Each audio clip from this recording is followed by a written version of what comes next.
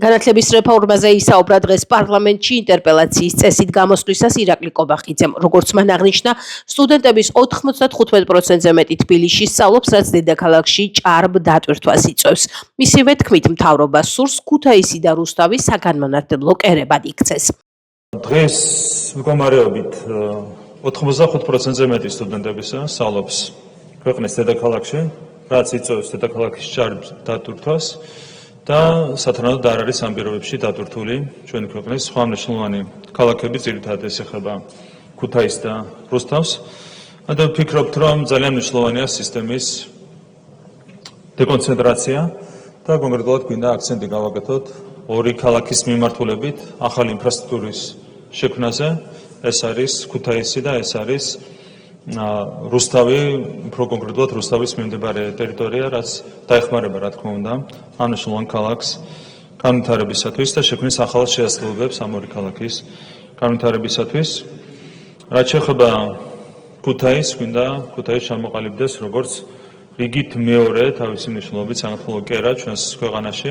დღეს არის ერთი წამყვანი კერა, ეს არის თბილისი, ქვეყნის დედაქალაქი და გვინდა რომ ქუთაისი ვაქციოთ რიგით მეორე კერად უმაღლესი განათლების მიმართულებით. და ამისათვის უნდა შეიქმნას ქუთაისში სრულიად ახალი თანამედროვე სტანდარტების ინფრასტრუქტურა, რაც არის ამ გეგმის ერთ-ერთი მნიშვნელოვანი შემადგენელი ნაწილი. ირაკლი კობახიძემ ერთ-ერთ მთავარ გამოწვევად სტუდენტების ქვეყნიდან გადინების პრობლემა დაასახელა. მისი თქმით, საქართველოს უნდა შეეძლოს სტუდენტებს მაღალი ხარისხის განათლება მისცეს. ერთ-ერთი გამოწვევა არის ახალგაზრდების იმიგრაცია, ქვეყნიდან გასვლა.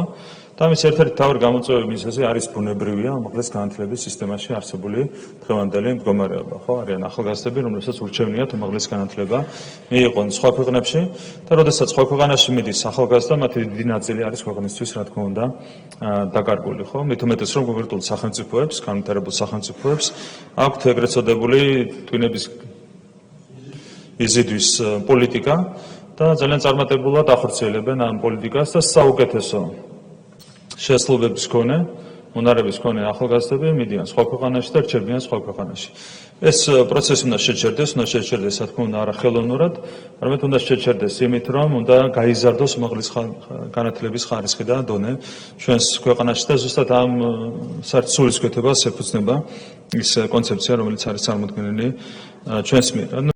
ინტერპელაციის წესით გამოსვლის დროს ირაკლი კობახიძემ განათლების მიღების ვადების შემცირებაზე ისაუბრა. მისი თქმით, უნივერსიტეტებში უნდა დაინერგოს 3+1+1 სისტემა. შესაძლებელია შეიკვეცოს სწავლების ხანგრძლივობა და გვინდა რომ შემოვიღოთ 3+1+1 სისტემა, ანუ არსებითად 3+1, 3 წელი ბაკალავრიატი, 1 წელი მაგისტრატურა და იმ შემთხვევაში თუ სტუდენტს სურს აკადემიური საქმიანობის გაგრძელება, მაგალითად სადოქტორო პროგრამაზე მოგვიანებით სწავლის გაგრძელება და შემდეგ, ამ შემთხვევაში იქნება გახანგრძლივებული 2 წლიანი მაგისტრატურა, რომელიც უნდა დაამთავროს შესაბამისმა სტუდენტმა. ეს არის საერთაშორისო პრაქტიკის შესაბამისად მიღებული და საერთაშორისო მოთხოვნების შესაბამისად მიღებული გადაწყვეტილება. რაც შეეხება სკოლებში 12 კლასის კვლავ 11 კლასით ჩანაცვლებას, ირაკლი კობახიძემ აღნიშნა, რომ გადაწყვეტილება განათლების სპეციალისტებთან კონსულტაციების გავლის შემდეგ მიიღეს. მისივე თქმით, საზღვარგარეთ განათლების მიღების მსურველებს დაბრკოლება არ შეექმნებათ, რადგან მათ მიეცემათ შესაძლებლობა მე-12 კლასი გაიარონ სურვილის შემთხვევაში. რატომ უნდა ისწავლოს მოსწავლემ 12 წელი? თუ შესაძლებელია, რომ 11 წელიწადში აითვისოს იგივე პროგრამა.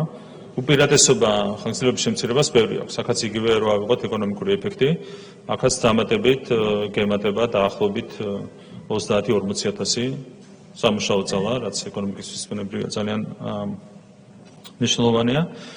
და ნუ ასევე ვიცით რა არის არსებული პრობლემა. რეალურად არა თუ მე-12 კლასში, მე-11 კლასშიც კი უმეტეს შემთხვევაში მოსწავლეები საერთოდ არ დადიან სკოლაში. აქ ერთ-ერთი პროგრამა ეს არის, რომ ბოლო კლასების პროგრამა საერთოდ არ არის თავსებადი მისაღები გამოცდების შინაარსთან. შესაბამისად მოსწავლეს ურჩევნია სკოლაში სიარულის ნაცვლად მოემზადოს რეპეტიტორთან ან სახლში მოემზადოს და ჩააბაროს უმაღლესი გამოცდა, მისაღები გამოცდა უმაღლესი განათლების სისტემაში. რა თქმა უნდა, ეს უნდა შეიცვალოს. ერთი რომ თვითონ უნდა გადაიხედოს ბუნებრივია ზოგადი განათლების პროგრამის შინაარსი და ბოლო წლის პროგრამა მაქსიმალურად უნდა იყოს მორგებული ვისაღები გამოცდების მოთხოვნებზე და მას აუცილებლად გავაკეთებთ. და მეორე კიდევ ერთხელ თუ არ არის აუცილებელი ბიზნესის მიღწევისთვის 12 წელი სწავლა, მაშინ ჯობია რა თქმა უნდა გადავიდეთ 11 წელიწადში. ერთადერთი რაც ოპონენტებმა დაუპირისპირეს ამ ასე ვთქვათ გზავნილს იყო ის, რომ 11 წლიანი სწავლების პირობებში მოსწავლეებს გაუჭირდებათ საზღვარგარეთ უმაღლესი განათლების სისტემაში სწავლის გაგრძელება. ანუ არავინ არ საუბრობდა იმაზე, საჭიროა თუ არა 12 წელიწადი, კარგია თუ არა არსებული სისტემა. ერთადერთი რაც იყო, რომ თუ 12 წელი არის სწავლა ბავშვმა, საზღვარგარეთ ვერ წავა პირველი კურსიდან უნივერსიტეტში. აქაც ჩვენ გვაქვს მარტივი გადაწყვეტა. ეს არ არის მთავარი საკითხი. მთავარია 11 ჯობია თუ 12 წელი. ამაზე არავინ არ საუბრობს, კიდევ ერთხელ წავა თუ არ წავა საზღვარგარეთ, ამაზეა საუბარი. რა თქმა უნდა, ზოგადადაც ბევრი მინუსი აქვს მიგრაციას, კიდევ ერთხელ, როდესაც პირველი კურსიდან მიდის ბავშვი სასწავლებლად საზღვარგარეთ, მათი უდიდესი ნაწილი აღარ რჩება, აღარ ბრუნდება ქვეყანაში, ამიტომ მინუსი ბევრია, მეტი აქვს საზღვარგარეთ სასწავლას ვიდრე პლუსი, თუმცა ეს არის რა თქმა უნდა თითოეული მოსწავლის და მშობლის არჩევანი, ამაში ჩვენ ვერ შევალთ, მაგრამ თუ ვინმე სურს საზღვარგარეთ სწავლის გაგრძელება, აქაც იქნება შესაბამისი პირობები შექმნილი. პირველი, ეს მოთხოვნა არ შეეხება კერძო სკოლებს, კერძო სკოლებს შეეძლებათ შეინარჩუნონ 12 წლიანი სასწავლო პროგრამა, ეს ერთი. და მეორე, რაც შეეხება საჯარო სკოლებს, აქაც თუ ვინმეს ექნება სურვილი, რომ გაიაროს მე-12 კლასი იმისათვის, რომ მე ადვილად განაგრძოს სწავლა საზღვარგარეთ, ამისათვის სპეცკლასები შეიქმნება სხვადასხვა ქალაქში. მათ შორის თბილისში შეგვიძლია თითოეულ რაიონში შექმნას შესაბამისი სპეცკლასები. აქედან გამომდინარე, თუ ვინმეს ექნება სურვილი დაამთავროს მე-12 კლასიდან განაგრძოს პირველი კურსიდან სწავლა საზღვარგარეთ, ამის ყველანაირი პირობა იქნება შექმნილი.